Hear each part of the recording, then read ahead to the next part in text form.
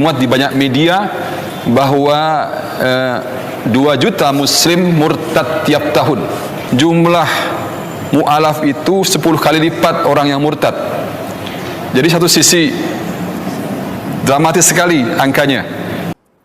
Kita di Malaysia, kita pernah digemparkan dengan kononnya di Malaysia ini ada ramai yang murtad. Beratus ribu yang murtad.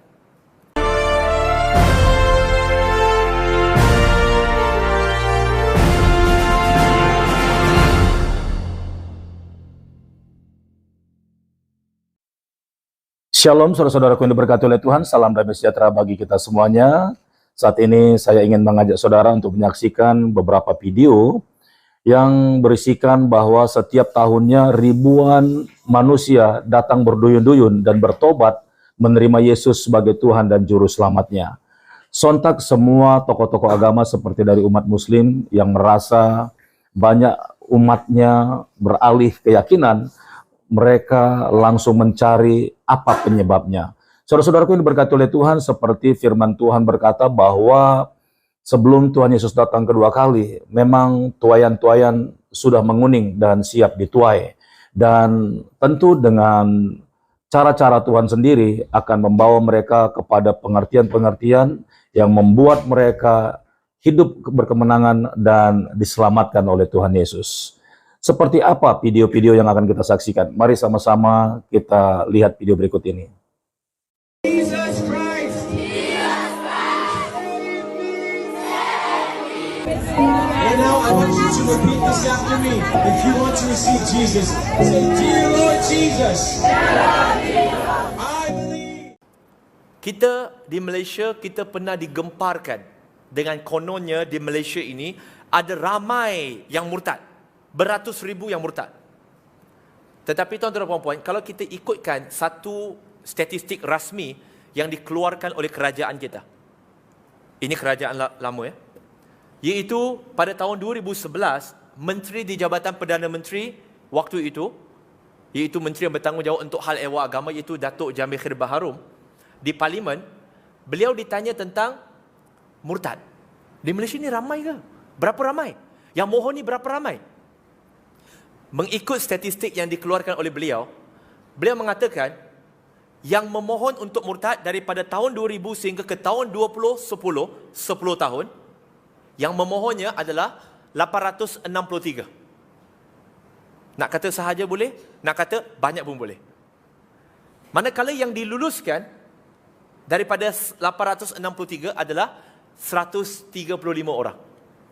Dan negeri Sabah mencatat permohonan paling tinggi, iaitu dengan 238, diikuti dengan Negeri Sembilan 172 dan Selangor 99 dan Perak 47. Tuan-tuan dan puan-puan, rasminya 135 yang dibenarkan untuk menukar agama. Jadi sebenarnya ini sekaligus telah menangkis banyak tomahan orang kata susahnya masuk Islam kat Malaysia, lepas tu tak boleh keluar dan sebagainya. 135 ini adalah angka yang mereka telah dibenarkan untuk kembali ataupun keluar daripada agama Islam. Okey? Jadi itu statusnya. Baik tuan-tuan. Iya, kita telah mendengarkan beberapa ulasan daripada tokoh agama yang merasa kehilangan di mana umatnya beralih menjadi agama Kristen atau agama lain dan meninggalkan keyakinan lamanya. Sebenarnya hal ini terjadi dalam sebuah kewajaran ketika manusia ini menilai dan mempertimbangkan dalam keyakinannya apakah benar atau tidak. Sebab Tuhan telah memberikan di dalam hati manusia ketulusan dan kesucian serta batin yang bersih. Nah, kita tahu kan bahwa binatang saja tahu membedakan mana yang baik dan mana yang jahat. Saya pernah menyaksikan satu buah video cuplikan di mana ada seekor anjing yang mencoba menyerang majikannya yang sedang bermain-main, dan kemudian melihat hal itu, maka anjing daripada majikan itu datang untuk membantu majikannya dan menyerang anjing yang lain yang ingin berbuat jahat. Nah, coba kita berpikir secara logika dan secara hati dan jiwa yang sehat. Ya, ketika manusia itu dicekokin atau diajarkan, didoktrin dengan ajaran-ajaran yang tidak sehat, bahkan dari setiap tokoh-tokoh agama yang dia yakinin, yang dia percayakan, atau yang bisa dikatakan yang menjadi panutannya, selalu keluar kata-kata cacian, makian, atau kutuk mengutuk, bahkan selalu menjelek-jelekkan orang lain atau bisa dikatakan agama lain. Tentu saja orang-orang yang mendengar, yang bisa dikatakan adalah jemaahnya sendiri, itu lama-kelamaan mereka akan antipati dan merasa alergi atau gerah untuk mendengarnya. Karena mereka datang ke dalam rumah ibadah, tentunya mereka ingin dibimbing dan dibina serta dipimpin untuk semakin dekat dengan haliknya atau dengan Tuhan. Nah, tetapi apa yang mereka dapatkan?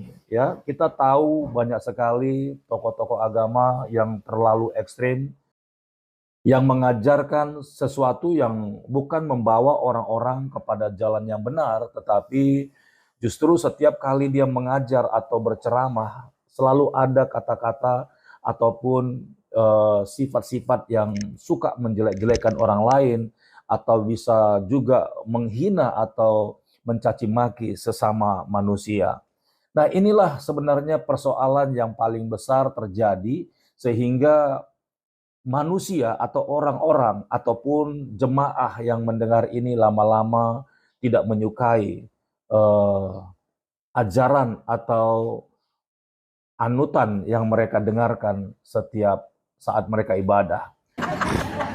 Orang buta pun dengar musik langsung goyang. Kenapa? Responnya ke otak sebelah kanan, eksak ke kiri, langsung masuk ke otak. Setan mengipasi, oh asik. Coba nari musik, apalagi seruling. Itu kan nyanyian setan kan. Coba lihat pernikahan orang Islam. Kalau nggak ada organ tunggal, musiknya nggak abdol kan.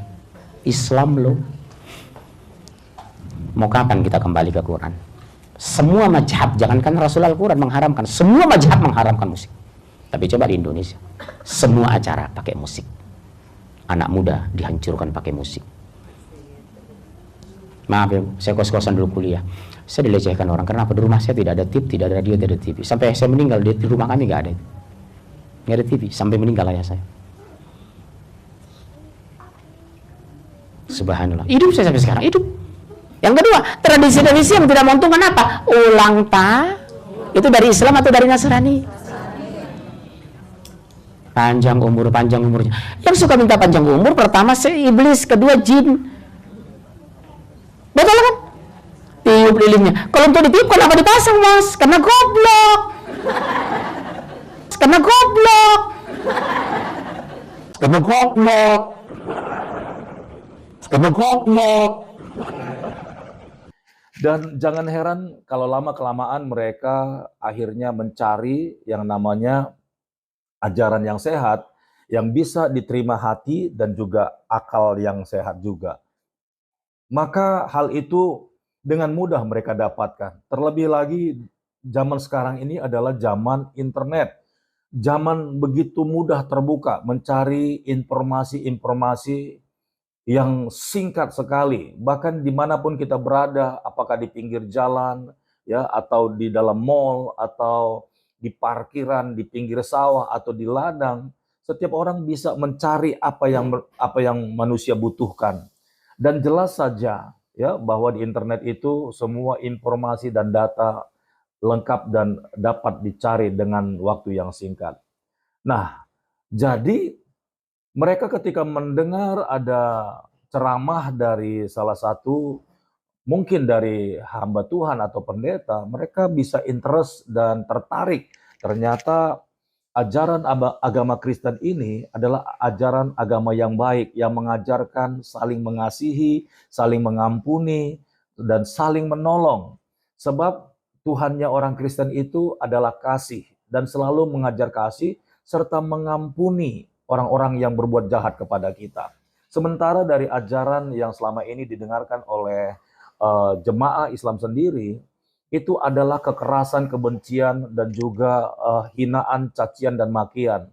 Nah, manusia itu diciptakan Tuhan punya hati nurani yang bersih. Dan kalau dia dikotorin terus seperti itu, tentu saja lama-lama orang yang menerima ajaran yang tidak sehat itu, bahkan mendengarnya, akan merubah karakternya menjadi sesuatu yang buruk. Dan itu sebabnya mereka tidak berlama-lama dan langsung saja untuk pindah keyakinan. Jesus Christ. And now I want you to repeat this after me. If you want to receive Jesus, say, Dear Lord Jesus, I believe. Bahwa 2 juta muslim murtad tiap tahun. Jumlah mu'alaf itu 10 kali lipat orang yang murtad. Jadi satu sisi dramatis sekali angkanya. Satu sisi kalau kita bicarakan Kemenak tentunya itu angka yang terlalu 2 juta itu tidak masuk akal. Tapi sisi lain dia angka yang masuk Islam itu 10 kali lipat jumlah orang yang murtad. Ini umat Kristen ini sekarang sudah mencapai 33,3 juta. Nah, angka ini diturunkan dalam jumlah muslim yang berkurang menjadi dapatnya 2 juta.